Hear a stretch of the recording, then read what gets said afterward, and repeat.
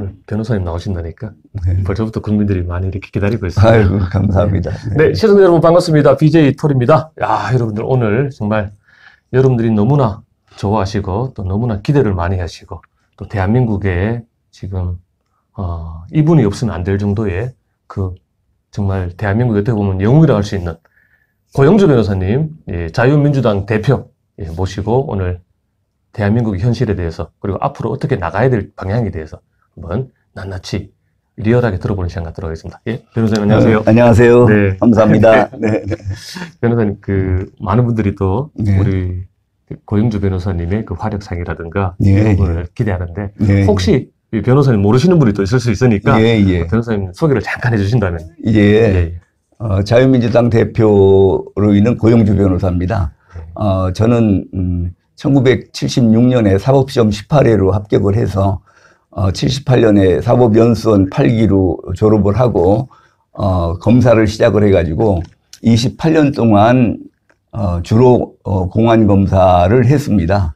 그리고 마지막으로 서울 남부지방검찰청 검사장으로 퇴직을 하고 그 후로 제야에 나와서 뭐 국가정상화위원회 위원장, 통진당 해산본부 상임대표 이런 그 애국 활동을 해봤습니다.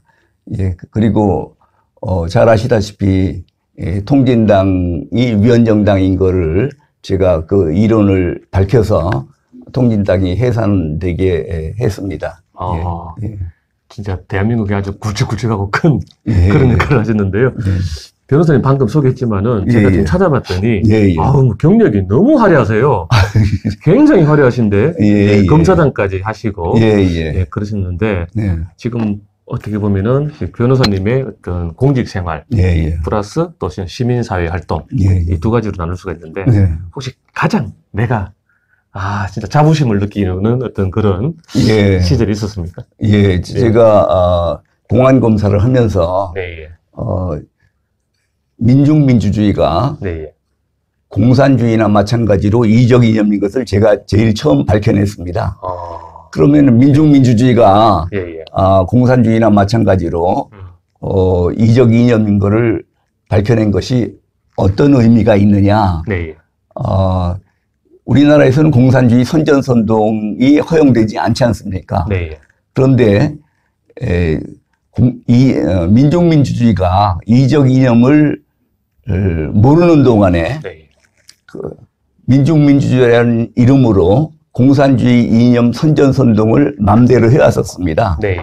그러니까 지금 1974년도에 있었던 민청학년 사건 때만 해도 이미 그 당시에 민중민주주의 주장이 있었는데 아무도 그것이 공산주의나 마찬가지로 이적 이념인 것을 몰라가지고 그대로 방치했다가 제가 1985년에 민중민주주의가 이적 이념인 것을 밝혀냄으로써 그 이후로는 민중민주주의라는 이름으로 공산주의 이념을 선동하는 것을 막을 수 있었습니다. 그 완전 용어 전술이네요. 용어 혼란 전술이죠. 용어 혼란 전술. 예. 그 불임 사건 때까지만 해도 맘 놓고 공산주의를 주장하다가 불임 사건 때 자기네들이 공산주의자인 걸 알게 되면은 법원에서 불리한 처분을 받게 된다는 걸 알게 됐어요. 그 좌익 세력이 상층부에서 법정 투쟁 지침이라는 게 내려오는데 그 내용을 보면은 검거되면은 묵비권을 행사한다. 할 수 없이 자백을 했으면은 검찰이나 법원에 가서는 고문에 의한 허위 진술이다. 이런 식의 이제 내용들인데 가장 중요한 것이 자신이 공산주의자인 것은 절대로 밝히면 안 된다. 그런 게 이제 법정 투쟁 전술인데 그래서 이제 이 불임 사건 이후에는 우리나라 운동권 애들이 자기가 공산주의자인 것을 밝히지 않고 민중민주주의라고 주장을 해왔었는데 제가 그 민중민주주의라는 것이 이적 이념인 것을 밝힘으로써 그 다음에는 민중민주주의자인 것도 못 밝히게 됐죠. 그래서 이제 그 다음에 이제 또 용어 혼란 전술을 쓴 것이 진보적 민주주의자다. 진보적 민주주의. 진보적 민주주의. 그게 이제 통진당이 해산된 것이 진보적 민주주의를 주장해서 해산된 거거든요. 그래서 통진당이 주장하는 진보적 민주주의가 바로 민중민주주의를 얘기하는 것이고 네. 그게 바로 변형된 공산주의 이념이라는 걸 제가 밝혀서 네. 그래서 통진당이 해산되게 하는 근거를 제가 만들었습니다. 네네. 어떻게 보면은 지금 현재 예. 반국가 세력이라고 윤석열 대통령께서는 그렇게 명명을 하셨는데 맞습니다. 그 사람들 입장에서는 예. 고영주라는 분이 자기들의 완전히 민낯을 맞습니다. 완전히 꿰뚫고 있으니까 맞습니다. 저 사람 제거해야 되겠다. 그렇게 아마 할 것 같은데. 그렇습니다. 그러니까 제가 방송문화진흥회 이사장에 됐을 때 방송문화진흥회 이사장이 그게 무슨 벼슬이라고 저를 쫓아내려고 전 민주당이 더불어민주당이 전부 거당적으로 덤벼들어서 저를 제거하려고 그랬지 않습니까? 제가 이제 또 제 자랑을 좀 한다 그러면은 전교조가 표방하는 참교육이 참교육. 그게 이적 이념인 것을 제가 또 처음 발견해냈고 또 한총련이 이적 단체인 거를 제가 처음 적용을 해가지고 한총련을 해산시켰습니다. 그래서 하여튼 우리나라 공안 검찰의 역사에서는 전설이시네. 제가 큰 역할을 했습니다. 참교육도 전교조의 참교육도 그 속에는 이 공산주의 참교육이 뭐냐면은 일본 교육 황폐화의 주범이라고 그러는 일본 교원도조가 쓰는 참 진짜 진교육을 우리말로 번역해서 참교육이라고 그러는 건데 그러면 과거의 교육은 왜 거짓 교육이고 지네들이 교육이 왜 참교육이냐. 이 사람들 주장을 보면 이렇습니다. 학생들 대부분 부르주아의 자식은 드물고 대부분 민중계급의 자식이고 이 학생들이 나중에 사회에 나가면은 그 중에서 부르주아가 되는 사람은 극소수고 대부분이 민중계급이 될 텐데 민중계급의 자식이고 또 앞으로 민중계급이 될 학생들한테 자본가를 위한 부르주아 교육, 자본주의 교육을 시키는 건 이건 가짜 교육이다. 그럼 어떤 것이 진짜 교육이냐? 민중이 주인이 되는 나라를 만드는 능력을 키워주는 교육, 민중혁명 역량을 키워주는 교육이 진짜 교육이다. 그래가지고 참교육이라고 이름을 붙인 겁니다. 그런데 그 당시 학부모 대부분은 이 참교육이라는 의미를 잘못 이해를 해가지고 참교육이 촌지 안 받는 교육, 무슨 체벌 없는 교육, 뭐 그렇지 않으면은 학업 위주가 아닌 인성 교육 이런 것들로 오해를 해가지고 전교조에 대해서 열렬한 지지를 보냈었는데 전교조 자기네들은 한 번도 참교육이 그런 학부모들이 생각하는 그런 교육이라고 자기네들이 주장을 한 적도 없고 또 물론 자기네들이 인민혁명 역량을 민중혁명 역량을 키워주는 교육이 참교육이라고 자백을 한 적도 없습니다. 그래서 그동안에 전교조가 이렇게 거의 무방비 속에서 저렇게 맘 놓고 커질 수 있었는데 최근에는 그래도 전교조에 대한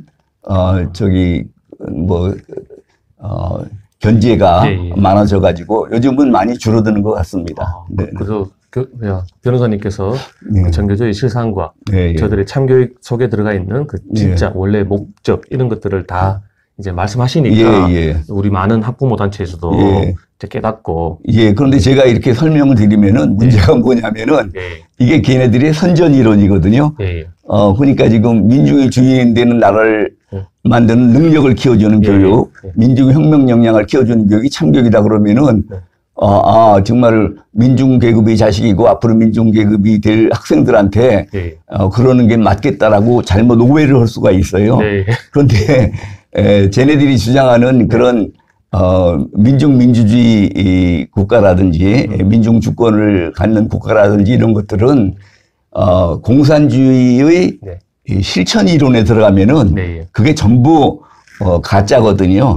실천 이론에서는 이 노동자 농민의 주권이라고 그러던 것이 이게 민주주의 중앙집권제라는 이런 공산주의 조직 원리에 의해서 주권이 공산당한테 갔다가 그다음에 상임위원회로 중앙위원회로 갔다가 다시 정치국으로 갔다가 수령한테만 가게 돼 있거든요. 그래서 공산주의 국가는 말은 노동자, 농민이 주인이 된다고 그러지만 실제로는 수령이 된 독재 체제가 되거든요. 아까도 말씀드린 것처럼 참교육으로 민중이 주인이 되는 나라를 만들면은 금방 다 제거되고 주권을 다 뺏기고 결국은 수령이 된 독재 체제가 된다는 얘기를 꼭 해줘야 국민들이 참교육의 선전 이론에 넘어가지를 않게 됩니다. 진짜 어떻게 보면 공산주의와의 최전선에서의 그 정말 전설이신 그런 변호사님이신데. 그러니까 지금 전형적인 종전의 공산주의 이론에 의하면은 그거는 많은 분들이 알고 계신데 우리나라가 또 6.25를 겪으면서 공산주의자들하고 투쟁을 해왔지 않습니까? 그런데 이렇게 공산주의에서 민족민주주의로 진보적 민주주의로 또 그냥 민주주의로 이렇게 용혼란 전술을 써갈 때 이런 변형된 공산주의 이론에 대해서는 그 당시 검찰에서 저밖에 아는 사람이 없어가지고 제가 계급이 낮을 때나 높을 때나 이 변형된 공산주의 이론의 이념의 공격에 대해서는 제가 최전선에서 방어를 해왔습니다. 요즘 젊은 친구들도 변호사님의 오늘 같은 이 말씀을 좀 깨우쳤으면 좋겠는데. 글쎄 말입니다. 근데 요즘 보면 또 이런 얘기 하잖아요. 아유, 지금 요즘 세상에 무슨 빨갱이냐. 요즘 세상에 무슨 또 이념 타령이냐. 공산주의 타령이냐. 이렇게 또 할 수 있는데. 변호사님 어떻게 생각하십니까? 그 이념이라는 게 뭐 따로 있고 민생이 따로 있다고 생각하는데 민생은 이념에서 나오는 겁니다. 민생은 이념에서 나오는 거죠. 그렇죠. 자유민주 체제에서 민생은 이게 지금 복된 민생이 되는 거고 공산주의 체제, 공산주의 이념하에서의 민생이라는 거는 헐벗고 굶주리는 것밖에 없는 거죠. 그런데 민생하고 이념이 다른 것이 절대로 아니고 민생을 좋은 그 조건을 갖기 위해서 우리가 이점을 따지는 겁니다. 우선 그 사회주의 체제로 가면은 그런 좋은 민생은 기대할 수가 없지 않습니까? 그렇죠. 그건 뭐 현실로 봐도 세계 공산주의 국가 어느 국가를 봐도 그게 전부 수령 1인 독재 체제고 거기에 어디에도 노동자, 농민, 민중이 주권을 갖는 나라가 없거든요. 지금 뭐 우리나라가 지금 이렇게 그 6.25 때 세계에서 제일 못 사는 나라에다가 이렇게 10대 부국이 되고 또 6대 강국이 되고 이렇게 된 거는 우리가 자유민주 체제를 선택을 했기 때문에 그렇게 된 거거든요. 우리가 지금 공산주의 체제로 갔으면은 지금 김정은이 밑에서 신음을 하고 있겠죠. 그러니까 지금 민생과 이념이 절대로 다른 것이 아니다. 그리고 지금, 우리나라에, 5천만 국민인데, 무조건 북한 편을 드는 국민들이 20%나 됩니다. 어떻게 보면은. 20%씩이나요? 무슨 일이 있든지 북한 편을 드는 그런 국민이 20%가 됩니다. 그건 지금, 그러면, 윤석열 대통령이 반국가 세력이라고 한 사람들은 북한 편을 드는 사람이 반국가 세력이거든요. 이건 진짜로 엄청난 얘기죠. 진짜 20%씩이나? 뭐, 소련의 볼셰비키 혁명을 일으킬 때, 그 당시 참여한 사람이 한 1000여 명 된다고 그러는데, 지금 뭐, 우리나라로 보면은 1000만 가까운 사람이 그런 반국가 세력이라는 거는 엄청난 일이고, 진짜로, 사회가 엄청나게 지금 불안한 겁니다. 다행히 그래도 우리가 버텨나가는 거는 한미 동맹이 있어서 맘 놓고 쟤네들이 폭력혁명이라든지 그런 걸 시도하지 않기 때문에 그래도 여태까지 버티고 있는 건데 국가 장래로 봐서 이런 반국가 세력이 20%나 된다는 거는 정말로 심각한 문제죠. 그리고 20%씩이나 그리고 황장엽 씨가 와서 우리 남한 내에 간첩이 5만 명이라고 그랬잖아요. 그 뒤로 김국성 씨가 내려와서 우리 지금 간첩이 15만 명이라고 그러잖아요. 그런데 그 간첩에 의해서 포섭된 사람들이 얼마나 더 많을지 모르죠. 와, 소름이 돋네, 소름이 돋아. 예. 야, 진짜. 자, 오늘, 변호사님의 말씀 중에 핵심 중에 한 가지가 나왔습니다, 여러분들. 이념은 곧 경제다. 민생이다. 따라갈 수가 없는 거다. 이념이 있어야지 경제도 있고 민생도 있고 우리 대한민국 국민들의 행복과 복지가 다 있는 거다. 이게 오늘 우리 젊은 친구들이 꼭 좀 아셨으면 좋겠습니다. 그 요즘 애들 또 그런 얘기하면 또 고리타분하니 뭐 이렇게 듣잖아요. 그래서 제가 오늘 아주 정확하게 표현해 주셨습니다.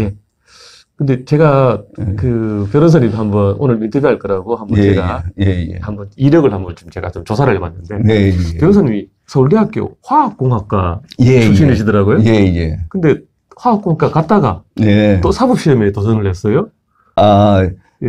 제가 원래 꿈은 대학교를 졸업하고 미국에 유학 가서 공부하고 와서 공대 교수가 되는 것이 꿈이었습니다.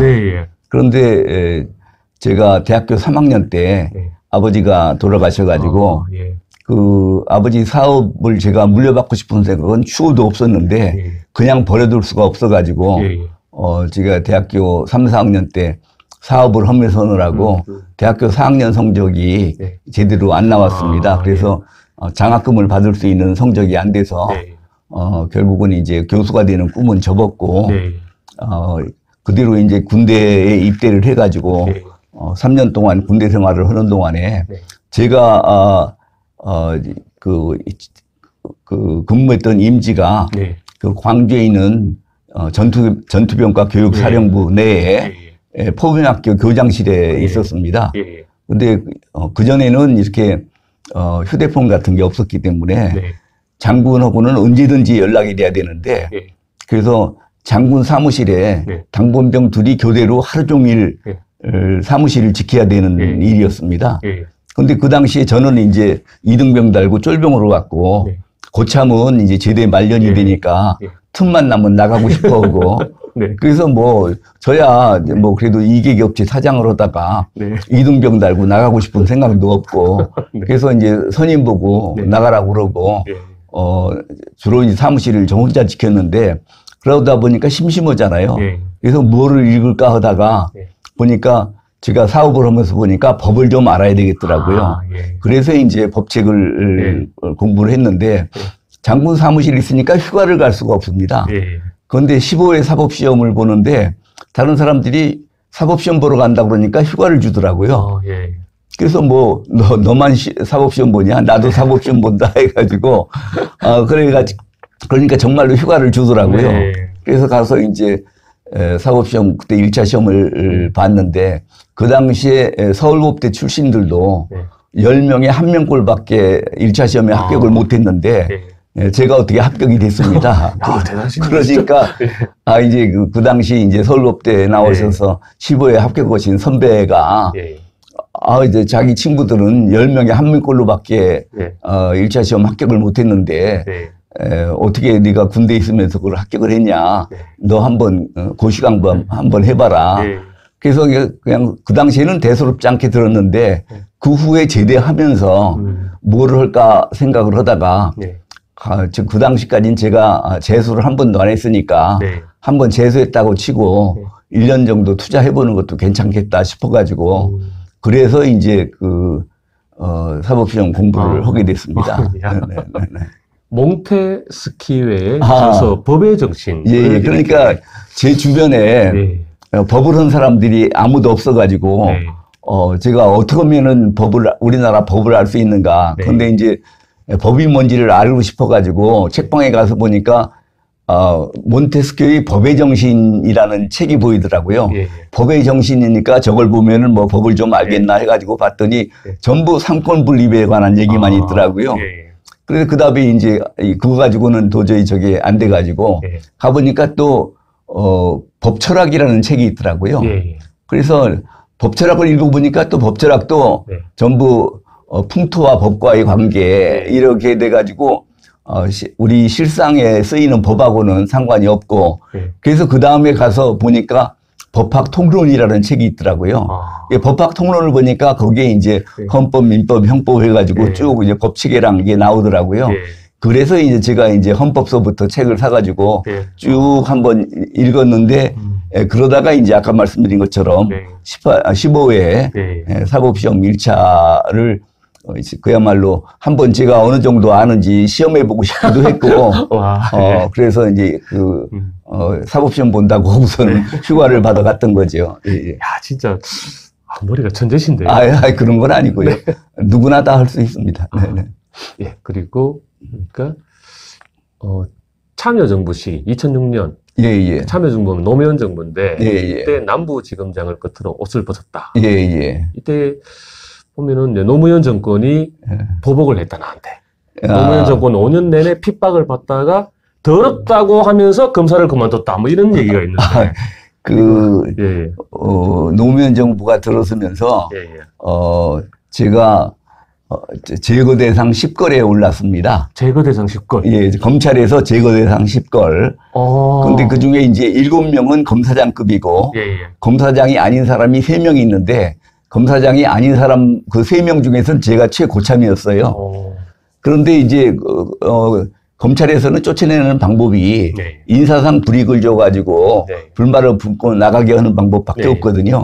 그래서 이제 고참 검사장을 초임 검사장 자리로 보낸다든지, 그래가지고 이제 검사장들 7명은 다 나갔고, 그다음에 검사장 아닌 사람 3사람은 전부 이제 고검으로 보내가지고 삥삥 돌리다가 스스로 나가게 하려고 그랬는데, 저도 원래 이제 그 고검에 가서 그냥 뺑뺑이 돌릴 상황이었었는데 그 당시에 이제 우리 당시 공안부장이었던 분이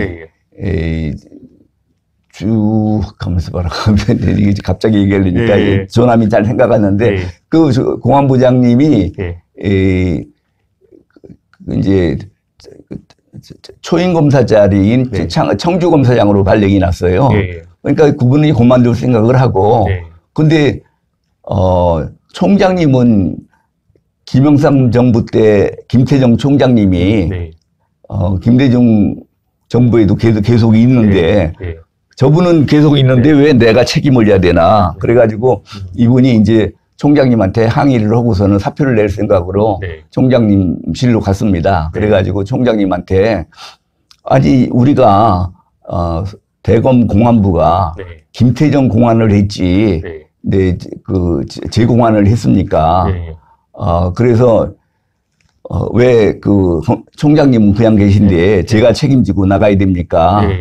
이렇게 얘기를 하고서 지금 이런 식으로 하면은 앞으로 누가 공안 업무를 하겠습니까? 이러면 안 됩니다. 그러니까 그 당시 이제 제가 얘기를 들으니까 김태정 총장께서 그래 알았어 그럼 어떻게 해주면 되나 이렇게 말씀을 하신 모양이에요. 그러니까 이제 주검사장께서 미리 생각했던 그런 반응을 전혀 기대하지 않고 갔다가 총장님한테 항의하고 이제 사표 내고서는 떠나려고 그랬는데 그런 이제 총장님이 이렇게 순수하게 나오니까 그럼 어떻게 하면 되느냐고. 그러니까 이제 하신 말씀이 그러면은 저는 이미 발령이 났으니까 청주검사장 부임을 하겠습니다. 그 대신에 검찰 공안의 상징이라고 할 수 있는 고영주 검사하고 또 다른 검사 한 분을 총장님께서 책임지셔 주십시오. 그런 거예요. 근데 그러니까 김태정 총장이 알았어 내가 책임질게. 그러니까 주검사장님을 달래느라고 이제 그렇게 해가지고 그래서 이제 저는 다 고검에 가기로 돼 있었는데 김태정 총장이 그 당시 이제 법무부 검찰국장인 신 검사장님한테 전화를 걸어가지고 고영주는 살려주라고 그러니까 그분이 이제 검찰 인사위원회에서 원래는 이제 고검을 가게 돼 있었는데 고영주가 일을 열심히 한 거지 정치적으로 유착이 된 건 아니지 않느냐. 그래가지고 저만 빠진 거죠. 그래서 그야말로 구사일생으로.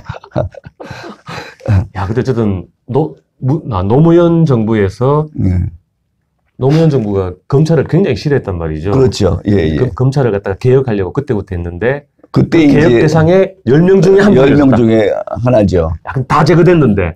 그 9명은 다 제거됐고 저만 남았죠. 그런데 그러고 있는데 이제 그 문재인 정권이 된 거예요. 네. 그러니 딴 사람은 다 제거되고 네. 저만 하나 남았는데 그러니까 이제 제가 유일한 청와대 비토 대상이에요. 인사에서.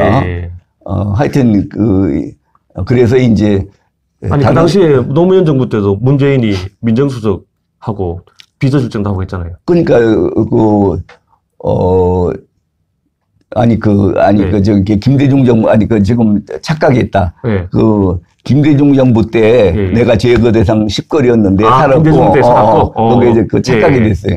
이제 노무현 정부 들으니까 지가 하나 딱 남았잖아요. 그렇죠. 그러니까 유일한 비토 대상, 청와대 비토 대상. 김대중 정부 때부터 검찰에 제거해야 될 대상 10명. 근데 유일하게 살아남으셨는데 그게 이제 그 다음에 노무현 정부가 딱 되니까 그때 당시에 청와대에 또 문재인이 있었죠.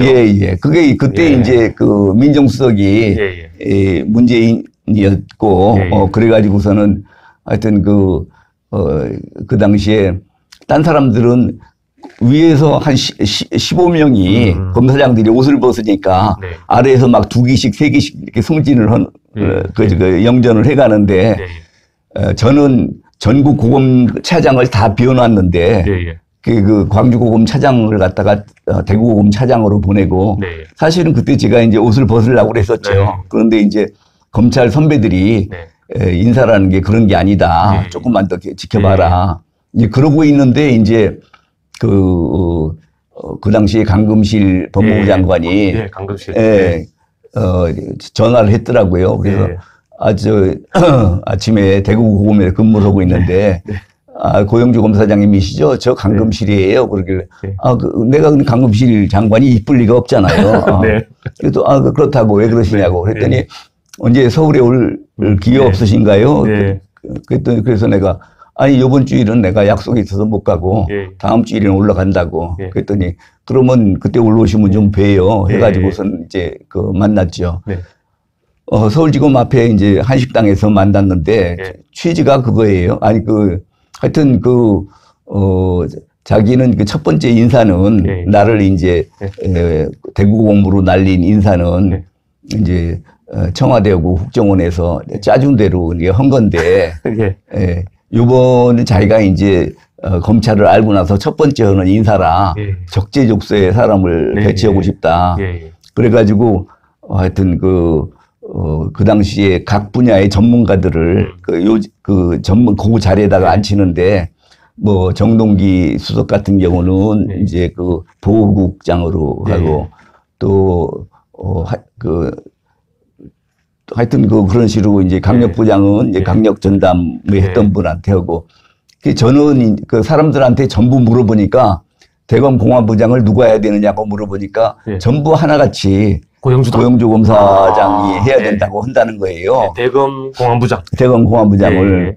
난 지금 갈 길을 못 찾고 고검 차장으로 전전하고 있는데 그래서 저보고 대검 공안부장을 좀 맡아달라고 그래서 아니 뜻은 고맙지만 제가 이 정권 하에서 제가 대검 공안부장을 맡은들 제가 무슨 일을 할 수 있겠습니까? 말씀 고맙지만 제가 사양하겠습니다. 근데 지금 뭐 검사가 좋은 자리 가고 싶어가지고 다들 난리인데 장관이 하라는 것도 안 하니까 이게 좀 뭐 어색해졌죠. 그래서 그 자리에서 끝났는데 그래서 이제 그 얘기는 끝났는가 보다 했더니 그다음 이제 며칠 후에 강금실 장관한테서 다시 전화가 왔어요.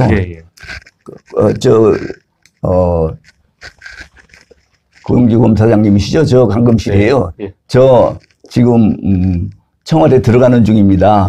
대검 공안부장 꼭 맡아주셔야 합니다. 그런데 내가 거절을 했었는데, 그렇죠. 다 해놓고서는 청와대 들어가고 있는 중이라고 그러는데, 청와대하고 협의로 들어가는 거죠.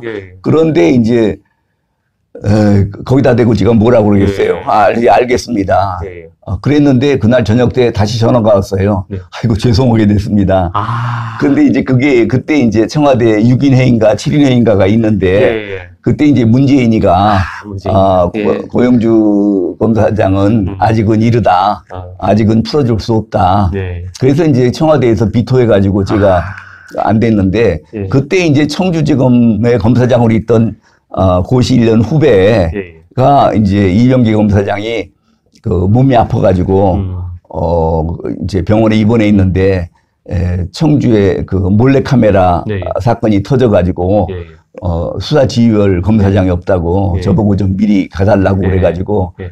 그래서 사실은 그거 아니었으면 제가 고급 차장이나 전전하고 있을 텐데 제가 청주 내려가가지고 네. 몰래카메라 사건은 송광수 총장님 말씀에 의하면은 절대로 해결될 수 없다고 생각을 했는데 예. 그걸 어떻게 해결이 냈느냐. 예. 하여튼 뭐 그럴 정도로 어려운 사건이었거든요. 예. 그걸 제가 이제 해결해내고 그래서 이제 그 다음에 대검 감찰부장 갔다가 남부검사장 갔는데 고검장 승진은 안 시켜줄 게 뻔하고 그러니까 네. 그래서 내가 나왔죠. 그 당시에 이제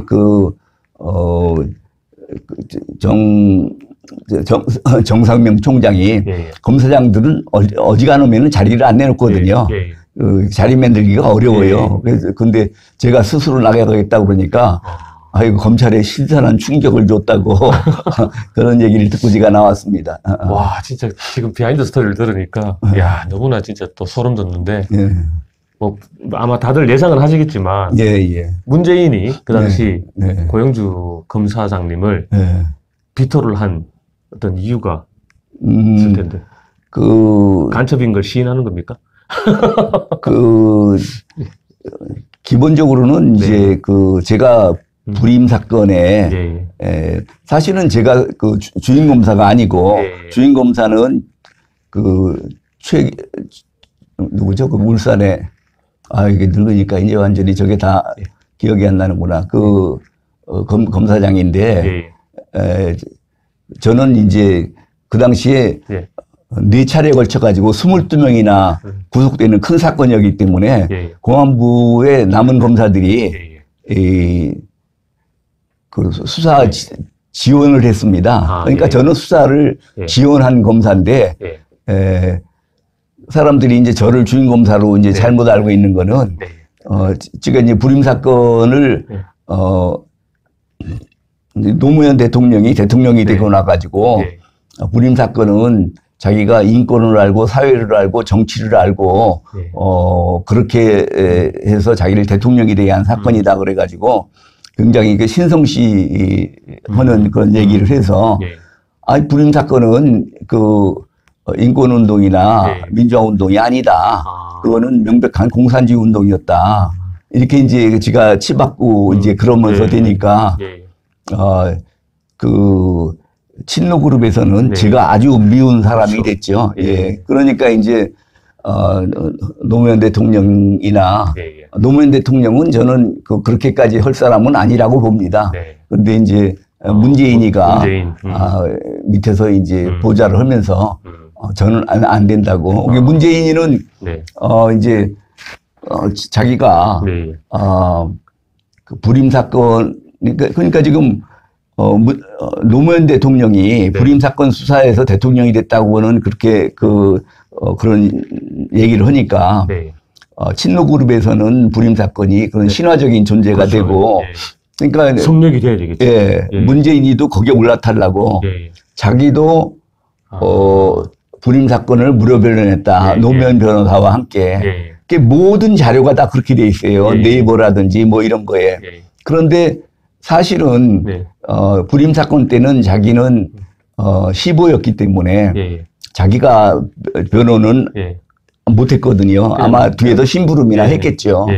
그리고 실제로 변호인이 된 것은 1차 재심 때 2008년도에 자기네들이 유죄받는 게 억울하다고 그래가지고 재심 청구를 할 때 문재인이 거기에 변호인을 했는데 밖에다가는 이제 김일성이가 사실은 김정일을 낳을 때 소련 병영에서 낳았는데 김정일을 백두산 밀영에서 낳았다고 그렇게 신화를 조작하잖아요. 그거나 마찬가지로 노무현 대통령이 불임 사건을 무료 변론할 때 자기도 같이 무료 변론한 것처럼 그런 식으로 신화 조작을 했다가 이제 저하고 다투면서 그게 이제 다 드러난 거죠. 드러난 거는 그게 영화 변호인의 맞습니다. 예. 영화배는 보셨습니까? 안 봤어요. 난 걔네들한테 돈 1,000원도 더 보태줄 수가 없어서 무조건 거짓말을 할 텐데 그래서 안 봤습니다. 저는 근데 얘기는 다 들었습니다. 예. 완전히 그것도 약간 변호사님 입장에서 봤을 때는 말도 안 되는 얘기죠. 왜곡이 많이 된 거죠. 독서 모임 뭐 하는 사람들을 검찰이 미쳤다고 남 공부하는 사람들을 갖다가 붙잡아다가 공산주의자로 만듭니까? 그러니까 지금 그때 1980년대부터 우리나라 대학가에서 일제히 의식화 학습이 시작됐는데 그때 의식화 학습을 한 것이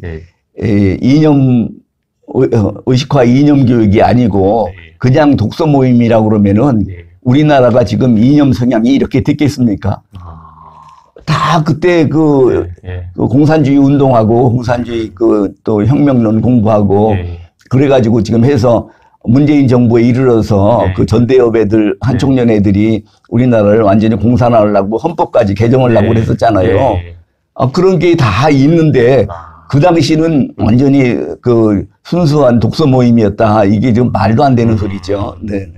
참 그 저도 그때는 우리 이 활동을 하기 전이라서 아무 그냥 일반인 입장에서 그 변호인을 봤거든요. 1,000만이 넘은 영화예요. 맞습니다. 국민들은 그냥 다 속아버려요. 저 사람이 노무현이다. 노무현을 이렇게 한 거다라고. 그러니까 그 2008년도 재심 사건에서는 그대로 다 원심이 유지가 됐는데 2013년도에 그 노무현 변호인 영화가 나오면서 2014년에 재심을 했는데 이 대법관들도 속아가지고 그거를 무죄로 만들어 버렸잖아요. 미치겠다. 영화를 보고 대법관들도 영화를 보고. 아니 지금 우리나라 지금 그 뭐 문재인이도 판도라인가 뭐가 영화 보고서는 원전을 탈원전을 했고 진짜 요건 지금 서울의 봄도 마찬가지라고 그러더라고요. 그 지금 무슨 우리나라 국민들이 역사를 영화를 가지고 역사로 생각을 해서 아직 국민 수준이 정말 문제예요. 의식 수준이. 맞습니다. 지금 또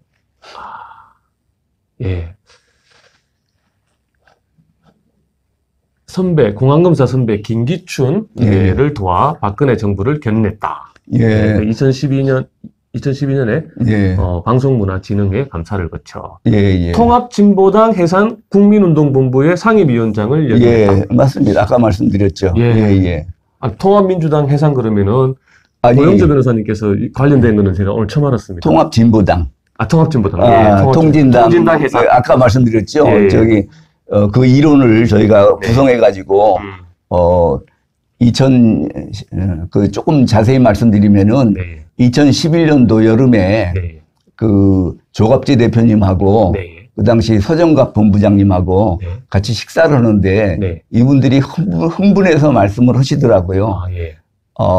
지금 민주노동당 하는 짓을 봐라. 저게 어디 조선노동당이지 대한민국 정당이라고 할 수가 있느냐. 어떻게 지금 우리 이 제도에 위원정당 해산 심판 제도가 있지 않느냐. 저거를 어떻게 좀 해산시킬 수 없느냐. 그래서 사무실에 가서 제가 그 통합진보당 홈페이지에 들어가가지고 그 민주노동당 홈페이지에 들어가가지고 강령을 보니까 거기에 이제 진보적 민주주의 얘기가 있고 민중 주권을 확보하자. 민중이 주인이 되는 나라를 만들자. 그러니까 민중민주주의라는 말을 못 쓰니까 내용은 민중민주주의 얘기를 하면서 그거를 진보적 민주주의라고 했더라고요. 저는 보니까 딱 알죠. 그래서 됐다 하고서는 이제 그걸 가지고 하는데 이제 문제는 뭐냐면은 위원정당이 되려면은 그 아무 헌법 조항이나 어겨서 되는 게 아니고 헌법 조항 중에서 민주적 기본 질서에 해당되는 조항을 위반해야 위원정당이 됩니다. 그런데 이제 우리나라 헌법 1조가 주권 재민 아닙니까? 주권은 국민의 국민 주권주의거든요. 그래서 근데 쟤네들이 지금 얘기하는 진보적 민주주의는 국민 주권이 아니라 민중 주권을 주장하는 거거든요. 그래서 이거는 그 헌법이 위반되는 거니까 그러면은 이제 됐다 하고서는 이제 우리나라 그 헌법재판소에서 과거에 우리 헌법 중에 민주적 기본 질서에 해당되는 조항이 어떤 것들이 있느냐 네. 쭉 정리해 놓은 게 있거든요. 그게 뭐, 저기 시장 경제라든지 네. 상권 분립이라든지 또 사법부 독립이라든지 뭐 이렇게 그 정당 제도라든지 복수 정당 제도 뭐 이런 것들이 쭉 있는데 그 헌법 제1조가 국민주권주의를 선언한 건데 민주적 기본 질서의 내용 중에 국민주권주의가 빠져 있는 거예요. 그래서 이게 웬일이냐 하고선 그 국민주권주의가 빠질 수가 없는 건데 그래가지고 이게 지금 우리나라 헌법재판소에서는 주로 독일 연방, 서독 연방 헌법재판소 결정문을 많이 베끼거든요. 그럼 한번 서독 연방 헌법재판소 결정문을 보자. 그래가지고 서독 연방 헌법재판소 결정문을 보니까 맨 앞에 국민주권주의가 나와 있더라고요. 그 뒤는 순서까지 하나도 안 바꿨는데 우리 헌법재판관들이 국민주권주의가 무슨 뜻인지를 몰라가지고 국민주권주의를 빼버린 거예요. 이거는 필요 없는 조항이라고 해가지고. 그래서 이제 어쨌든 우리는 민주적 기본 질서가 서독 연방 헌법재판소에서 인정을 했으니까 그래서 이제 그걸 근거로 해가지고 위헌정당 해산심판 청원을 했죠. 왜 청원을 하냐면은 그거는 그 헌법재판소에서 청구할 권리는 정부에만 있어요. 민간단체는 없고. 그래서 이제 청원을 했는데 그러고서 서너 달 되니까 민주노동당이 딴 당하고 합쳐가지고 통합진보당이 됐어요. 그러니까 이제 민주노동당이 없어졌으니까 정당 해산 심판 청구라는 게 무의미해졌잖아요. 그래서 이제 그만뒀다가 그 다음에 통합진보당이 하는 걸 보니까 민노당이나 똑같고 강령을 찾아보니까 똑같더라고요. 그래서 다시 이제 22년에 아니 이제 12년에 다시 이제 법무부에 위헌정당의 해산심판 청구를 통합진보당에 대해서 했죠. 근데 이명박 정부 끝까지 아무런 적이 없는 거예요. 나중에 청와대에서 이제 우리 그 애국진영에서 들어가서 통진당 해산 좀 시켜달라고 그러니까 이명박 대통령은 아이고 그런 거는 시민사회단체가 좀 하지 그러느냐 그러는데 시민사회단체는 할 권한이 없거든요. 정부만이 할 수 있다고 그랬잖아요. 근데 전혀 그런 관심이 없더라고요.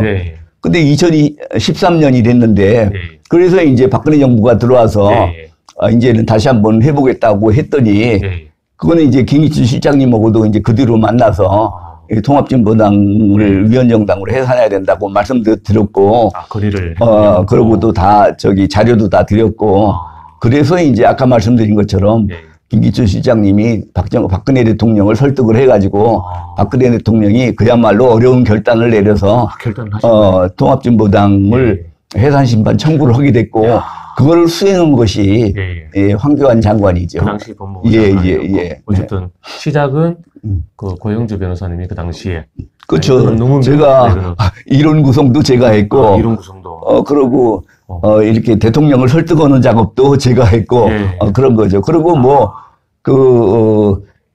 자꾸 늦어지니까 통합진보당 해산 그 결정이 늦어지니까 우리가 거의 매일 헌법재판소 앞에 가가지고 집회도 하고 그러셨구나. 그게 이제 빨리 재판을 하고 촉구한 것도 저희가 했고 그러니까 처음에 이론 구성한 거 또 그 대통령을 설득한 거 헌법재판소 앞에 가서 항의를 한 걸 전부 저희가 한 거죠. 야, 이쯤에서 여러분들 고영주 변호사님께 박수 한번 좀 줬습니다. 아이고, 고영주 감사합니다. 자유민주당 대표님께 박수 한번. 감사합니다. 변호사님이 좋습니까? 대표님이 좋습니까? 아니, 뭐 저는 아무거나 다 좋습니다. 박수 한번 여러분들. 야, 기립박수 치우죠. 아유, 감사합니다. 물론 그 당시 박근혜 대통령께서 결단이 있었겠지만 결단을 할 수 있도록 계속해서 불을 떼우고 건의를 하고 자료 구성 이게 이거 해산될 수 있는 이론 구성을 하고 또 집회를 하고 또 여론도 이렇게 만들어가고 그 당시는 우리 애국 진영이 지금처럼 이렇게 막 사람들이 많이 모이고 할 때가 아니잖아요. 주로 이제 엄마 부대가 우리랑 같이 주옥순 대표님 헌법재판소 앞에 가서 집회하는 거는 주로 엄마 부대랑 같이 엄마 부대 가고 야 여러분들 이랬습니다. 여러분들 역사 그리고 혹시 이 이야기 나왔으니까 그 변호사님께서 예. 또 이거 말고 또 몇 가지를 더 제안을 하신 걸로 소개를 할 수 있습니까? 혹시 방송에서? 아니, 물론이죠. 예, 지금 전교조 법의 노조화 하는 거. 전교조 잘 아시다시피 예, 전교조가 표방하는 참교육이 이적 이념인 걸 제가 밝혔잖아요. 그래가지고 제가 이제 변호사를 할 때 전교조를 이적단체 구성죄로 고발을 몇 차례 했어요. 그런데 아무도 그거를 조사하려고는 검사가 없는 거예요. 모르니까. 그래가지고서는 결국 결론이 안 나고 이적단체를 처벌하려고 그러면은 검찰이 해야 되는데 검찰이 그걸 못하니까 그 다음에 할 수 있는 방법은 법의 노조, 이게 법상에 노조 인정을 못 받도록 하는 거. 그게 이제 그 조합원이 아닌 사람이 교사 아닌 사람이 전교조에 들어와 있으면은 그거는 노조라고 못한다고 법에 돼 있거든요. 법령에. 그래서 이제 그걸 근거로 해가지고 노조에서 제외시켜라. 법의 보호를 못 받도록 해라. 그렇게 이제 그것도 이제 그 노동부에다가 여러 번 청원을 했고 그게 안 돼서 이제 그것도 김기춘 실장님을 통해서 대통령께 설득을 해서 그렇게 전교조도 법의 노조화 하도록 노동부가 조치를 취하고 그래서 그때부터 법의 노조로 됐는데 나중에 또 문재인이 들어와가지고 그걸 다 다시 원복시켜 버렸잖아요. 야, 여러분들 전교조 법의 노조, 전교조 법의 노조 이것도 그 뒤에는 고영수 변호사님이 시작을 하신 거라고 지금. 그래서 어쨌든 그 대통령께 그 당시 박근혜 대통령께 김기춘 비서실장을 통해서 이렇게 보고가 되도록 해서 또 전교조도 법의 노조 됐는데 문재인 들어와가지고 또 그 당시 이제 박근혜 정부는 전부 다 적폐로 몰리면서 박근혜 정부 때 했던 것들은 전부 다 최서원 씨가 한 거다 이런 식으로 프레임 짜서 몰아서 그것도 전부 다 다시 원복 다. 또 하나 더 있지 않습니까? 현대사 교과서가 역사 왜곡 문제. 그게 이제 우리가 뭐 공무원 시험 문제도 조사해보고 그런데 이게 지금 완전히 북한에서나 볼 만한 시험 문제가 나오고 학교 교과서도 그 모양이고 그래서 이거를 시정을 해야 된다. 그러니까 현대사 왜곡된 현대사를 시정할 것을 부탁을 드렸죠. 그래서 그것도 자료를 다 드리고 그래가지고 역시 그것도 대통령을 설득을 해서 대통령도 그 문제는 진짜 쉽게 이해를 하신 것 같아요. 대통령 그런 역사 왜곡 문제로. 그거는 진짜 안 되겠다 하셔가지고 그거는 교육부에다가 그 국정교과서 왜냐면은 검정교과서를 하니까 전교조에서 방해를 해가지고 전국의 어느 학교에서도 건전한 교과서를 채택을 못하게 해요. 그러니까 도저히 방법이 없잖아요. 검인정 교과서가 7, 8가지가 있어도 이 제대로 된 검인정 교과서는 다른 전교조 선생들이 와서 채택을 못하게 합니다. 그래서 할 수 없이 이제 국정교과서를 만들 생각을 하신 거죠. 그래서 이제 국정교과서 하기로 했는데 그 당시 교육부가 그걸 빨리 시행했으면 좋은데 그때 황 누굽니까? 그분이 미적미적 하다가 문재인 정부 들어가지고 완전히 무효돼 버렸잖아요. 그러니까요. 그때 국정교과서를 한다고 했을 때 그때 한참 박근혜 대통령의 탄핵 뭐 그런 시점하고 좀 겹치는 부분이 있고 그리고 난 뒤에 박근혜 대통령 탄핵되고 난 뒤에 문재인 들어와서는 그 국정교과서가 다 그냥 없애버리고 대신에 촛불 그 교과서에 촛불 집회만 딱 실리더라고요. 글쎄 말입니다. 그러면서 문재인 완전히 뭐 영웅으로 만드는 그런 책으로 바뀌어버렸어요. 와, 야 어쨌든 여러분들 대한민국에서 꼭 필요한 세 가지를 그 주인공이 지금 고영재 변호사님이었습니다, 여러분들. 다시 한번 이 시점에서 박수 한번 다시 한번. 아유 감사합니다. 앞으로 더 큰 역할을 하셔야 되는데. 자, 지금 그렇게 하셨고요. 또 이제 드디어 문재인은 공산주의자. 그리고 노무현은 변질된 공산주의자. 변형된. 변형된. 요거 때문에 또 난리가 났었는데. 왜 이렇게 말씀을 하셨는지. 아까 말씀드린 것처럼 네. 불임 사건 관련자들이 네. 이 단순한 무슨 뭐 인권운동이라든지 민주화운동이라든지 단순한 독서 모임이라든지 그런 게 아니고 네. 명백한 공산주의 활동을 했거든요. 네. 그걸 제가 왜 어떻게 아냐면은 네. 저도 그 당시에 이념 교육을 제대로 못 받고 공안검사가 됐기 때문에 네. 도대체 이 사건의 성격이 뭐냐 알아보려고 불임 사건 피의자 중에서 핵심 인물, 그걸 일피의자라고 합니다. 그 일피의자가 이제 이름이 이상록이었는데 이상록이를 제가 이제 불러가지고 물어봤어요. 도대체 이게 지금 뭐를 하는 거냐 이게. 그랬더니 이상록이가 하는 소리가 검사님은 역사의 발전 법칙도 모르십니까? 역사란 게 생산력과 생산관계의 모순관계에서 발전돼 나가는 것인데 그래서 원시 공산사회에서부터 고대 노예제 사회, 중세 봉건 사회, 근세 자본주의 사회를 거쳐서 곧 공산주의 사회로 되게 돼 있습니다. 역사가 바뀌면은 주역도 바뀌는 법이고, 지금은 검사님이 우리를 조사하고 계시지만, 곧 도래하는 공산주의 사회에서는 우리가 검사님을 심판하게 될 겁니다. 헐. 예. 그래서 지금, 그래서. 진짜 그렇게 얘기했습니까? 물론 진짜 아니면 내가 말을 어떻게 만들어내겠어요. 곧 공산주의가 도래하면은 오히려 민중이 검사를 그렇죠. 심판할 거다. 그렇죠. 그래서 그런 얘기를 그냥 검사 앞에서 했단 말이에요. 글쎄요. 그래서 내가 하도 가짠지가 같지 않아서 그렇게 역사가 공식적으로 발전하는 거라 그러면은 이게 이제 얘네들이 유물사관을 저한테 얘기한 거예요.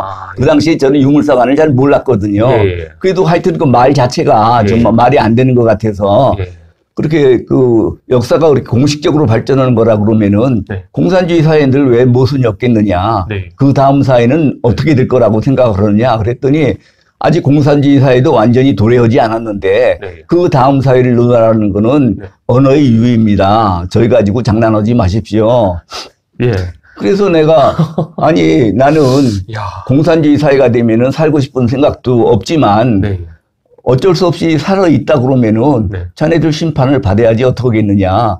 그렇지만 지금은 자유민주 체제고 나는 자유민주 체제를 지키는 공안검사이기 때문에 자네들을 조사해서 기소할 수밖에 없다. 이렇게 얘기를 했죠. 그런데 공산주의가 아니라고 그러면 어떡합니까? 이것 말고 어떤 공산주의가 또 있습니까?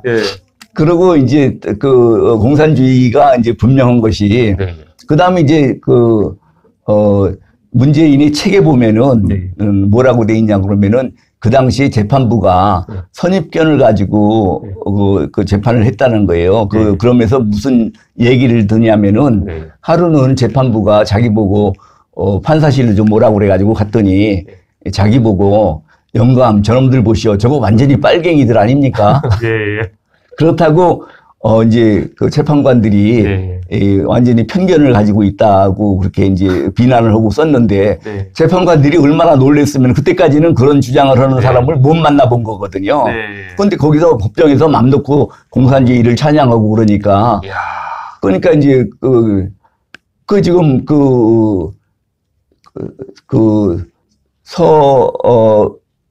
변호사님 이름이 뭐죠? 서 변호사님?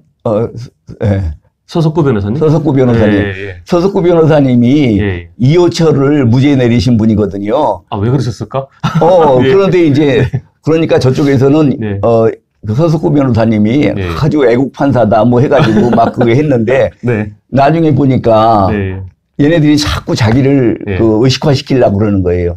그래서 보니까 이게 완전히, 이제 북한 책을 읽게 하고 막 이렇게 보니까 이거 완전히 빨갱이들인 걸 알게 된 거예요. 그래가지고 이분이 기독교 신자잖아요. 그래가지고 자기가 후회를 하고 막 눈물을 흘리고 통곡을 하고서 얘네들 딱 끊고 그다음에 얘네들 안 도와주고 이를테면 애국 활동을 하고 있잖아요. 이제 그게 불임 사건이에요, 그게. 맞아요. 불임 사건. 그러니까 명백한 공산주의 운동이죠. 그리고 우리는 걔네들 보던 책 이런 거 다 보니까, 걔네들 노트 이런 거 보니까 다 공산주의 찬양한 것이 다 나와 있거든요. 그런데 이제, 그러면은, 노무현이 문재인이가 그거를 변호했으니까 공산주의자냐? 그거는 아니죠. 그건 아니고, 예. 변호는 누구나 해줄 수 그렇죠. 있어요. 예, 할 수 있는데 그 뒤로 얘네들이 평생 동지가 됐어요. 노무현, 문재인 부림 사건 애들이 평생 동지가 돼가지고 노무현이 문재인이 어디 선거에 하면은 쭉 와가지고 다 선거 지원하고 그러니까 여태까지 전혀 그 관계가 변하지 않은 거예요. 근데 이념이 다르면은 같이 사귈 수가 없어요. 아신지 모르겠는데. 그러니까 우리는, 그리고, 불임 사건 관련자는 그 당시에는 민중민주주의라는 얘기가 안 나왔거든요.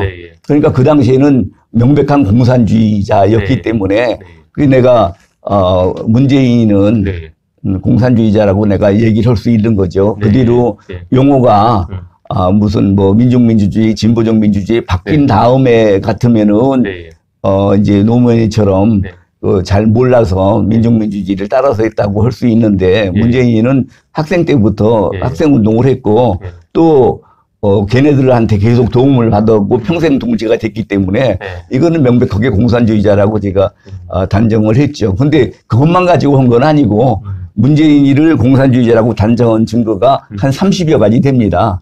그게 뭐 주한미군 철수 주장했죠. 또 그리고 연방제 통일 주장했죠. 국가보안법 폐지 주장했죠. 그리고 뭐 자기 책에다가 진보적 민주주의야말로 우리 대한민국이 취해야 할 제도다. 그렇게 해서. 그러니까 그것만 해도 그것만 하면 끝나는 거죠, 뭐. 근데 30몇 가지 증거를 제시를 했어요. 공산주의자인 증거를. 재판 받을 때. 야, 결국은 우리 전 국민들이 이제 알게 됐습니다. 문재인은 공산주의자. 그것 때문에 또 많은 또 탄압도 받으시고. 근데 저는 사실은 그게 전혀 문제가 안 될 거라고 생각했거든요. 이런 공인에 대해서는 특히 정치 지도자에 대해서는 그런 비판을 마음대로 할 수 있어야 되거든요. 그렇죠. 그것이 제 새로운 주장이 아니라 종전부터의 대부분 판례가 그래요. 그런데 이게 지금 상대가 고소인이 대통령이 되니까 이게 지금 법대로가 안 되는 거예요. 검찰에서도 자기네들이 무혐의 결정해가지고 책임지기가 싫잖아요. 법원에 넘길 테니까 법원에서 알아서 하라고 그러고. 공을 넘겨버렸구나. 공을 넘겨버리고. 또 법원에서도, 아니, 처음에 이제 민사 1심인데, 아니, 여기서도 그냥, 무조건 거기서는, 우리법 연구회이기 때문에, 김진환이라고 민사 1심 맡은 판사가, 그러니까 지가 믿기도 했겠죠. 거기는 뭐 재판도 안 하고 그냥 바로 판결 선고해서 3천만 원 배상하라고 판결했고. 1심에서는 유죄됐죠.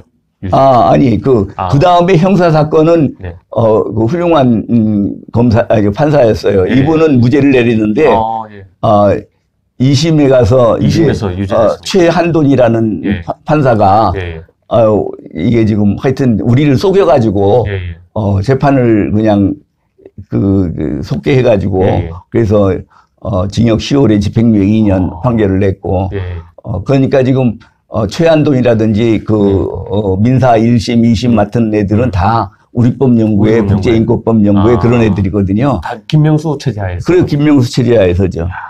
어쨌든 최종적으로는 민사도 그렇고 형사도 그렇고 전부 다 변호사님이 승소하신 거예요. 다 승소했죠. 문재인 정권 하에서 김명수 사법부 체제 하에서 변호사님께서 승리를 거둬가지고 그 당시 우리 많은 애국 국민들에게 자유파 국민들에게 희망을 줬었습니다. 문재인하고 싸워서 이겼다라는 첫 번째. 근데 이제 그 당시 대법원에서 아무리 김명수 체제하지만 대부분 판례를 바꾼다라는 게 보통 문제가 아니었을 겁니다. 그러니까 이제 종전 판례에 맞춰서 그냥 무죄를 선고한 거죠. 그럼 문재인 씨가 사과를 좀 해야 되는 거 아니에요? 지금 양산에 계신 분 한번 얘기 좀 해주시죠. 아직 이런 방구도 없습니다. 이런 방구도 아니 그럼 손해배상이라든가 좀 해야 되는 거 아니에요?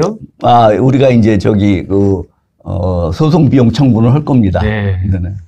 자, 하여튼 여러분들 대한민국 우리 자유우파 국민들이 굉장히 힘들었거든요. 스트레스도 많이 받고 그때. 근데 처음으로 문재인과 싸워서 승리를 거두신 분이라고 해서 우리 자유우파 국민들에게 희망을 줬던 분이 바로 고영주 변호사님입니다. 예. 그 생각납니다. 보니까 제가 찾아보니까요.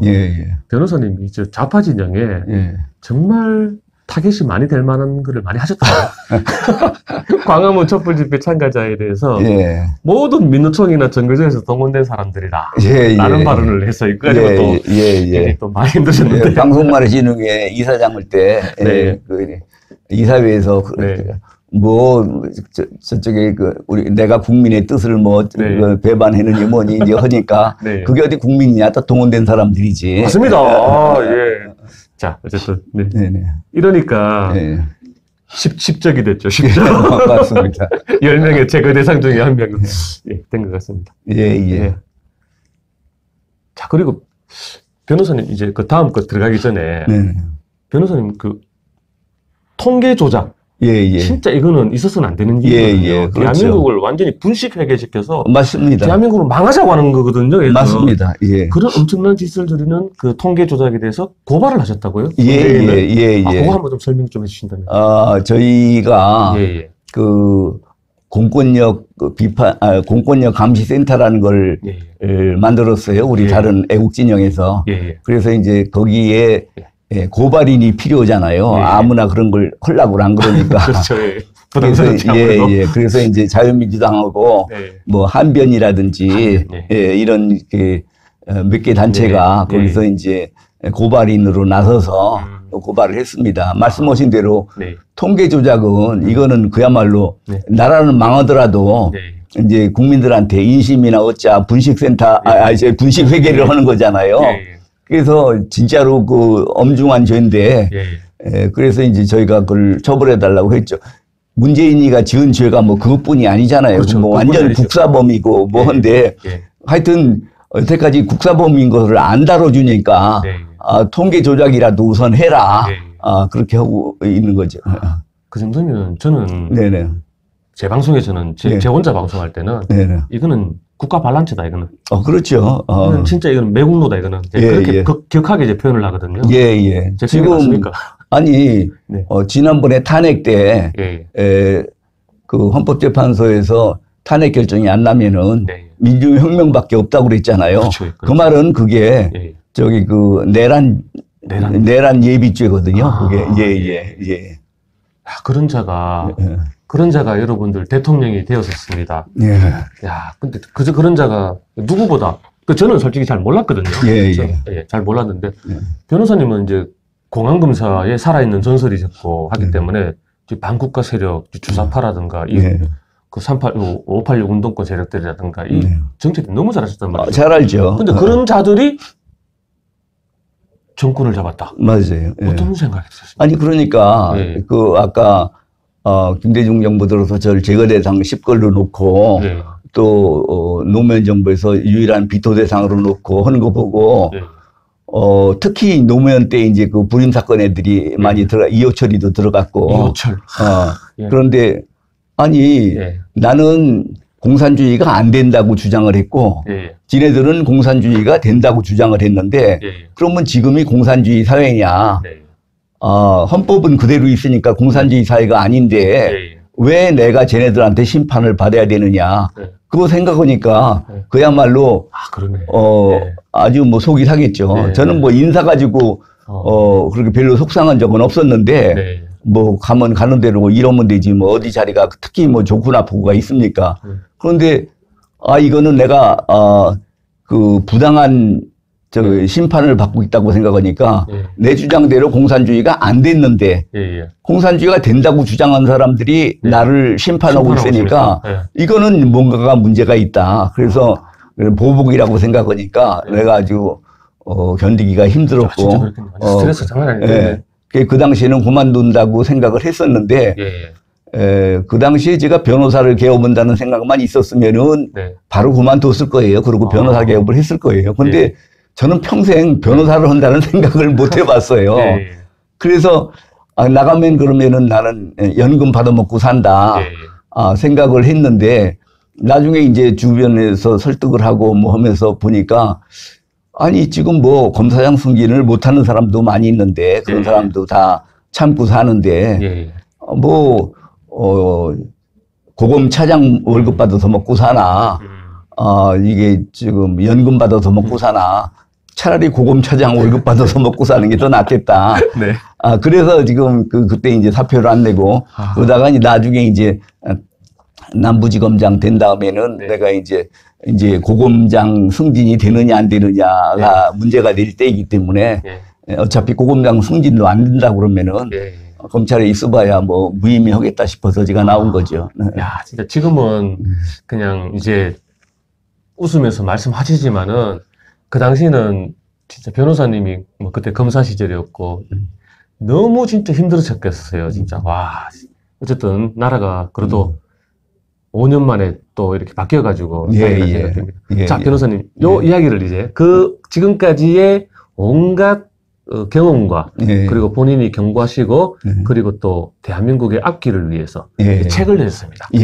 과연 누가 공산주의인가? 라는 어떤 책을 이번에 내셨는데요. 요거를 한번 또 소개를 좀 이제 해야 될 것 같은데. 아유, 감사합니다. 자, 여러분들 다시 한번 과연 누가 공산주의자인가? 요거 서점에 팝니다. 서점에 파니까요. 자, 여러분들 대한민국 왜 철진한 이념 이렇게 자꾸 이제 프레임 짜서 하는데 아닙니다. 변호사님 말씀 들으면 지금도 현재 진행형이거든요.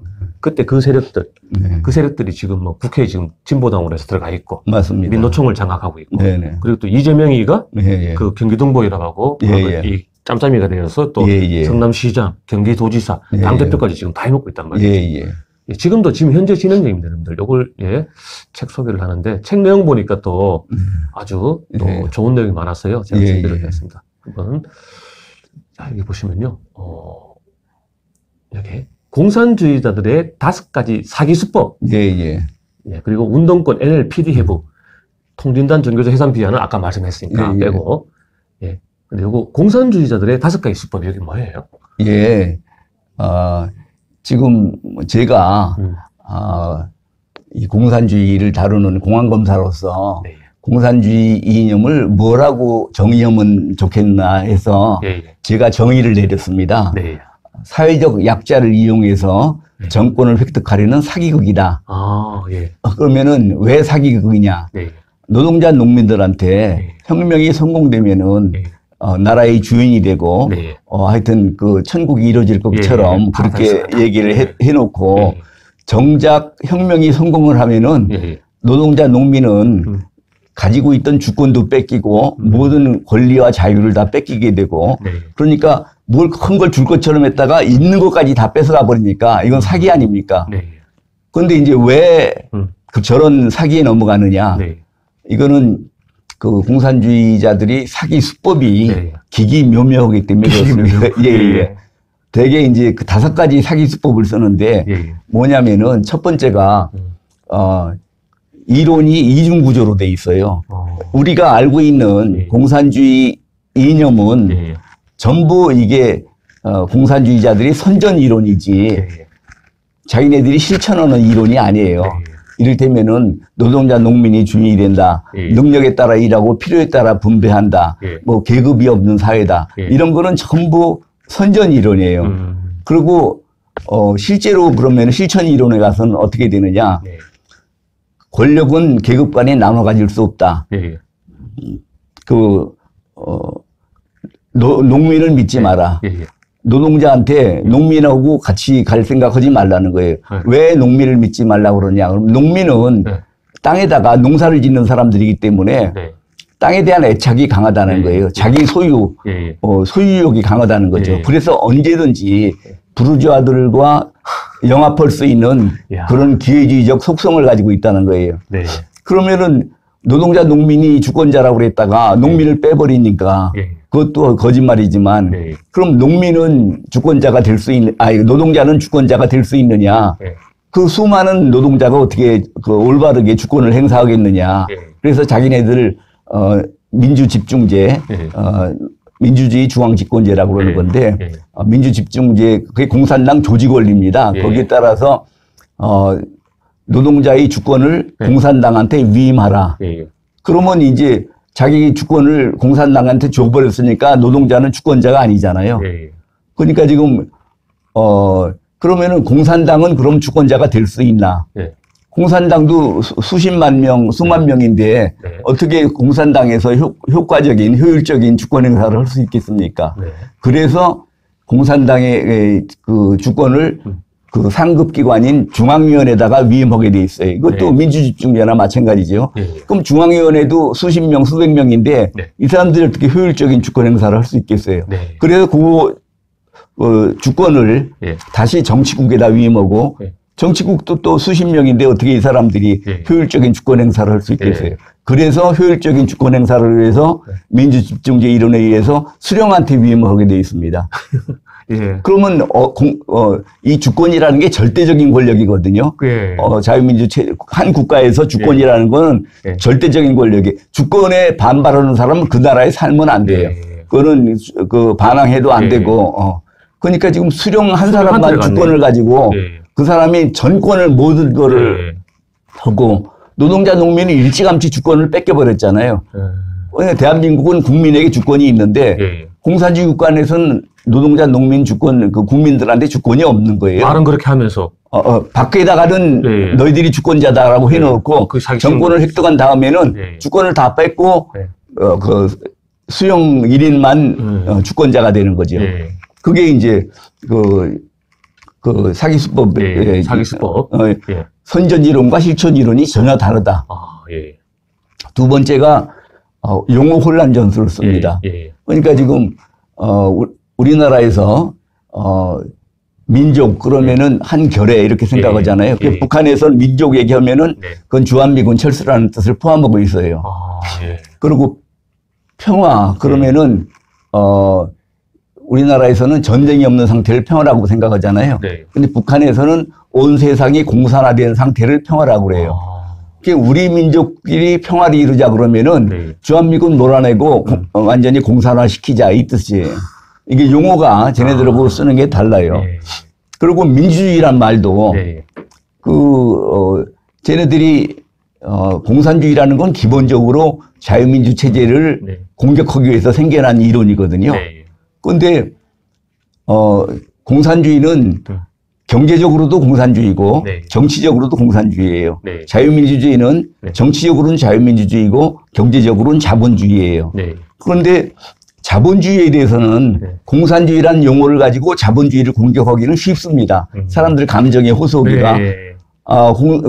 자본주의 그러면 사람을 무시하는 것 같이 생각이 되잖아요. 네. 그래서 이제 공산주의 가지고 자본주의를 공격하는 건 쉬운데 민주주의는 국민이 주의라고 그러니까 네. 이거를 공산주의라는 말 가지고 공격하기가 어려워요. 네. 그러니까 얘네들이 어떤 꼼수를 쓰느냐. 네. 너희만 공산주의냐. 네. 우리도 공산주의다. 네. 왜 너희가 공산주의냐. 너희는 자본가가 주인은 자본주의, 부르주아 민주주의고 우리는 프롤레타리아가 주인이 되는 프롤레타리아 민주주의다. 네. 그래서 너희나 우리나 같은 민주주의인 건 마찬가지다. 이게 말도 안 되는 궤변이죠. 네. 그래 놓고 나선 계속 너나 나나 같은 민주주의다 그러면은 이거를 없앤다는 명분이 안 쓰잖아요. 네. 그 다음에 가서는 뭐라고 하냐면은 네. 너희는 말만 국민이 주인이라고 그러지만 네. 어떻게 모든 국민이 다 주인이 되느냐. 주인이 있으면 종이 있고 지배자가 있으면 피지배자가 있는 거지. 네.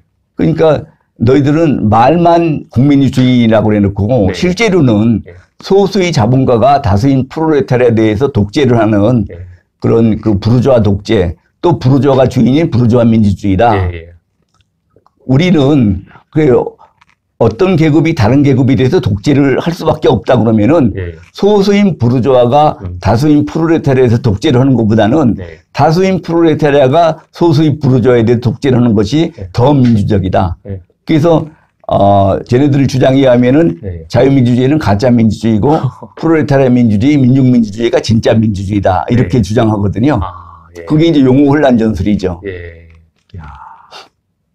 저도 막 헷갈리는데 지금 그렇게 말씀하니까 와 이렇게 해서 용어 혼란을 내서 국민들을 사기쳐서 야 알겠습니다. 그런 내용들이 지금 책에 다 지금 있다. 책에 다 적혀 있는 거. 세 번째가 궤변이고, 궤변.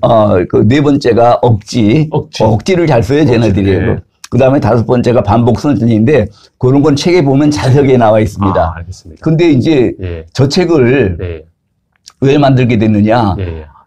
이게 아까 말씀드린 것처럼 공산주의 이념에 그럼 속아 넘어가지 않으려면 어떻게 해야 되느냐. 이념 교육을 받아야 돼요. 제대로 된 이념 교육을. 그런데 우리나라에서는 이념 교육을 할 수 있는 강사가 없어요. 이걸 내용을 아는 사람이 없으니까. 그래서 지금 저밖에 없어가지고 제가 지금 돌아다니면서 하고 있는데 확산이 돼야 되는데 확산이 안 돼요. 아니, 검사들도 봐야 될 것 같은데. 아, 물론이죠. 그래서 제 이런 강의를 하고 다니면은 사람들이 좀 이걸 책으로 좀 펴달라. 그런데 제가 천석이 게을러가지고 이게 쓰고 그러는 걸 못해요.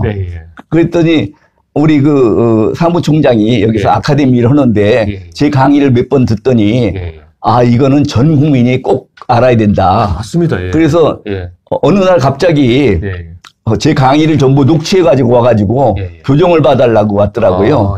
그래서 이제 제가 교정도 못 본다고 할 수는 없잖아요. 그래서 제가 이거 책을 펴내게 됐습니다. 그러니까 우리 사무총장님이 우겨가지고 이 책이 나왔습니다. 여러분들 이 서점이 파는 거잖아요. 아, 물론이죠. 자, 네이버에서 과연 누가 공산주의자인가? 과연 누가 공산주의자인가? 이거 치면은 나오니까요. 많이 이렇게 좀 구매를 하셔가지고 좀 전파를 좀 해주시면 감사하겠습니다. 이 책 내용에 보니까 뭐 좌경의 실체, 그리고 자유체제의 현실과 대체, 자유와 연대 이렇게 지금 나와 있는데 지금 현재 대한민국 현실이 좀 힘든 상황인데 이 현실을 또 극복하기 위한 대책은 혹시 뭐라고 지금 보시는 거죠? 그러니까 15강의 중에 지금 진지전이라는 얘기는 많이 들어보셨죠? 옛날처럼 얘네들이 프롤레타리아 혁명을 주장하는 게 아니라 진지전으로 해가지고 정권을 찾아야 된다고 지금 그렇게 주장을 하고 있거든요. 그런데 이제 진지전 얘기는 말씀들을 많이 하면서도 진지전을 어떻게 보면 깰 수 있느냐 얘기를 잘 안 하신다고요. 그래서 제가 이제 그 진지전을 어떻게 깨면 되느냐, 그거를 이제 말씀을 드리는 거예요. 쟤네들이 아까 말씀드린 것처럼. 좌익의 진지전 돌파 전략? 그 참교육을, 말은 참교육이 무슨, 하여튼 뭐 좋은 것처럼 하지만 실제로는 아까 말씀드린 것처럼 민중혁명 역량을 키우는 교육이라고 했잖아요. 참교육이. 이제 그런 것이 쟤네들은 말은 그렇듯하지만 실제로는 이게 종북 그런 그 내용이다. 종북 공산주의를 선전하는 내용이다. 그 실체를 밝혀주면은 이게 진지전을 깰 수 있다. 그러니까 저거를 너희들이 그래봐야 이게 공산주의 이념 선전하는 거야. 이걸 밝혀주면은 쟤네들이 이제 말이 막히게 되는 거죠. 교육에서의 헤게모니를 참교육이 잡고 있는데 참교육이 저게 사실은 종북 이론이다. 그거를 밝혀주면은 이제 참교육을 깰 수 있거든요. 그래서 이제 다시 자유민주주의의 이념으로 다시 이제 무장을 할 수 있게 하면 된다. 이제 그런 내용이죠. 어쨌든 현재 문제점과 그 대책까지도 지금 기술에 넣었으니까요. 여러분들 책에 보시고. 지금 여기서 다 말하면은 그 책 안 사거든요. 그래서 여기서 맛만 보여주고 나머지는 책을 좀 이렇게 사셔가지고 봐주시고. 그리고 또 박문진 이사장. 박문진 이사장 하셨잖아요. 그래서 아마 MBC, 현재 지금 MBC가 완전히 죽어는 미친놈들 돼버렸어요. 그게 지금 제가 박문진 이사장 할 때는 MBC가 우리나라에서 가장 공정한 방송이라고 자유우파 사회에서 알려졌었는데 그때 김장겸 사장인가? 그렇죠. 그런데 이제 그 뒤로는 그 우파는 MBC를 보면 안 되는 걸로 다 돼 있었잖아요. 근데 지금은 또 MBC가 굉장히 좋아졌답니다. 그 순위가 올라갔답니다. 왜냐면은 좌익들이 전부 MBC만 본답니다. 그러니까요. 그 지금 그 MBC 조작 방송. 걔들이 왜 그렇게 조작 방송을 지금 하고 있는 건지. 그건 뭐. 민노총 언론 노조 때문인가요? 맞습니다. 민노총이라는 게,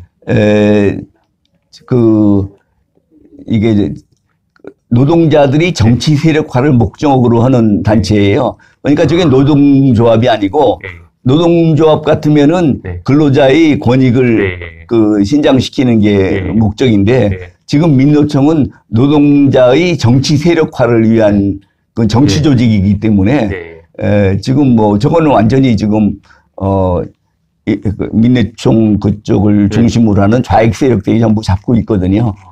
그러니까 그렇게 되죠. 그러면은 과거에 통진당을 해산시켰듯이 예. 민노총도 해산시켜야 되는 거 아닌가라는 또 한번 의문을 갖게 됩니다, 제가. 근데 정당 해산 제도는 있는데 예. 우리나라에는 기타 이적단체 해산 제도가 없어요. 이적단체 해산제도는 없습니까? 예, 예. 이것도 문제구만. 예, 예.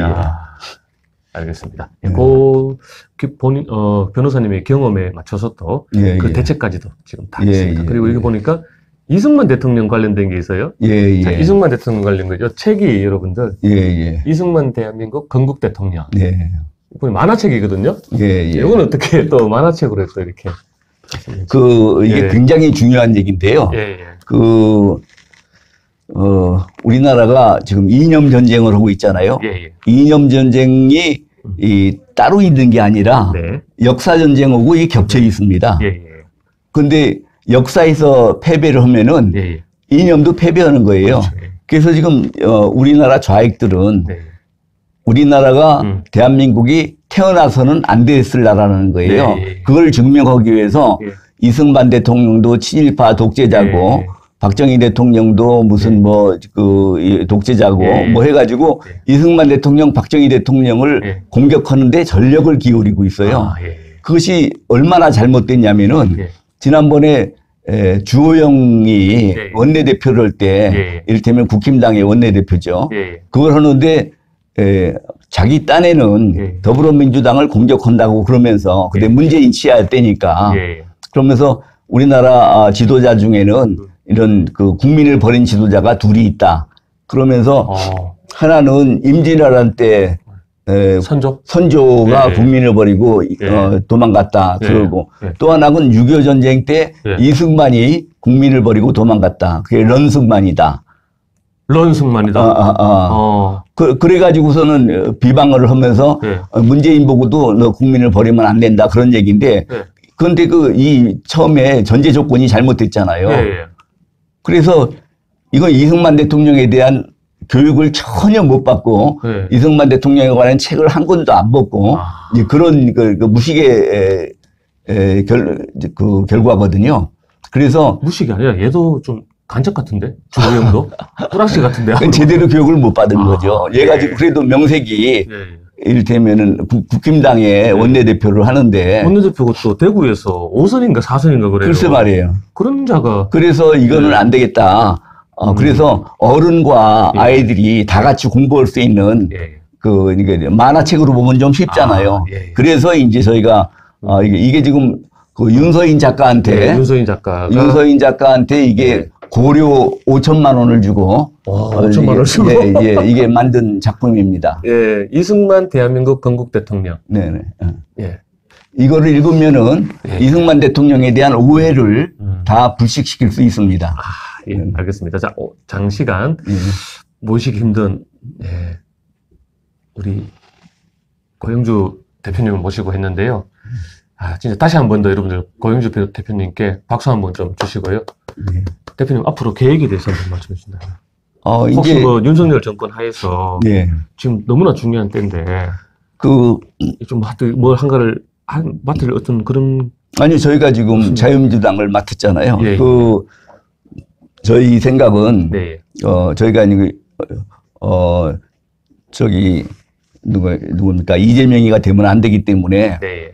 그 윤석열 대통령이 네. 당선되도록 하기 위해서 저희들이 최대한 애를 썼고 그렇죠. 또 저희 생각에는 저희가 자유민주당을 하든 안 하든 간에 윤석열 정부가 성공한 정부가 안 되면은 이 다음에는 좌익 정부가 들어서게 되거든요.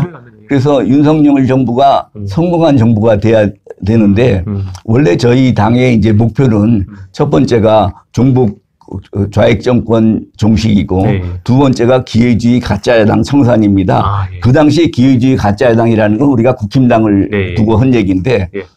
그리고 세 번째가 자유우파 애국세력 대동단결 이건데 근데 지금 이제 종북 좌익 정권 종식은 됐는데 예. 그 다음에 기회주의 가짜야당 청산을 하려고 보니까 윤석열 대통령을 네. 지원하는 데가 그나마 국힘당밖에 없는데 예, 예. 사법부 그대로 있죠. 입법부 그대로 있죠. 행정부는 뭐 되다 말았죠. 네. 언론 그대로 있죠. 네. 그래서 국힘당까지 우리가 공격을 하면은 예. 윤석열 대통령을 도와줄 세력이 하나도 없게 돼서 네. 우리가 국힘당에 대해서는 네. 가급적이면은 네. 공격을 하지 않고 윤석열 정부가 성공한 정부가 되는데 방해를 하는 세력들에 대해서 저희가 공격을 하는 그걸 많이 해왔죠. 예. 그래서 어쨌든 뭐 이거는 저희 당이 잘 되고 못 되고 간에 윤석열 정부를 성공한 정부로 만들어야 된다는 원칙은 뭐 틀림없고요. 그래서 그래도 저희가 이제 정당이라고 했기 때문에 총선에서 그 국회에 등원을 해야 되고 특히 이제 요새 국민들이 이 국회 개혁, 정치 개혁에 대해서 관심이 높지 않습니까? 지금 우리나라 국회의원들이 그냥 그 건국 이래 시종 일관 자기네들 특권을 늘리는 데만 아주 집중을 해왔어요. 아무도 방해를 안 하고 그냥 그래서 지금 우리나라 국회의원들이 권한은 전 세계에서 제일 많습니다. 뭐 미국이 우리보다 세비가 더 많다고 그러는데 그거는 국민소득을 따져보면은 우리가 단연 많고요. 그래서 국회개혁, 정치개혁을 해야 되는데 저희가 밖에서 아무리 국회개혁, 정치개혁을 외쳐봐야 안에서는 꿈쩍도 안 합니다. 자기네들 특권을 포기할 리가 있습니까? 그래서 저희는 다 이게 핑계대는 걸 법이 안 바뀌었다. 법을 바꿔야 된다. 근데 지금 어떻게 법을 바꿀 수 있느냐 이러고 핑계대잖아요. 근데 저희는 저희 당 후보를 뽑아주시면은 저희는 들어가서 법과 제도가 바뀌기 전에 그 저희 스스로 세비는 반만 받고 반은 국고에 반납한다. 그리고 보좌관은 9명 중에서 5명만 쓴다. 4명은 안 쓴다. 그리고 불체포 특권 등 모든 특권을 포기한다. 그래서 이제 그러면 이런 후보를 뽑아주면은 국회 개혁은 저절로 되는 겁니다.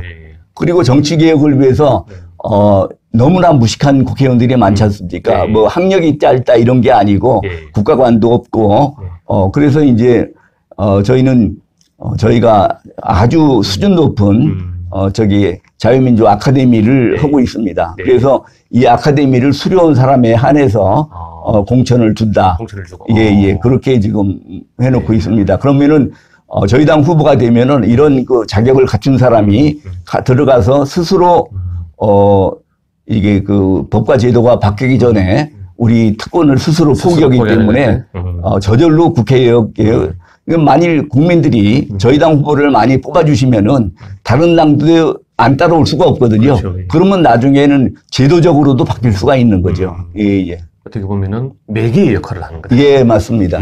연못에 미꾸라지들이 막 있는데 매개 한 마리를 딱 풀어놓으면은 그 미꾸라지들이 매개한테 잡아먹히지 않기 위해서 막 도망다니다 보니까 이제 운동이 되고 살찐다 하는 그 이론인데 맞습니다. 그런 매개의 역할. 또 더 나아가서는 항공모함이 있으면은 그 항공모함이 어느 정도까지 예인선이 필요하거든요. 그 맞습니다. 예인선의 역할을 하겠다라는 그런 말씀이셨습니다. 자, 오늘 BJ 토론 방송에 출연해서 감사합니다. 아유, 수고 많으셨습니다. 마지막으로 우리 국민들께 한 말씀 올리고 방송 마치겠습니다. 지금 뭐 책 선전하는 것 같지만 우리 정치를 하실 분이 아니어도 대한민국 국민으로 살으시려면은 최소한도 여기 그 과연 누가 공산주의자인가 이 책을 한 번씩 보셔야 대한민국 국민으로서 진정한 자격이 있다고 생각을 합니다.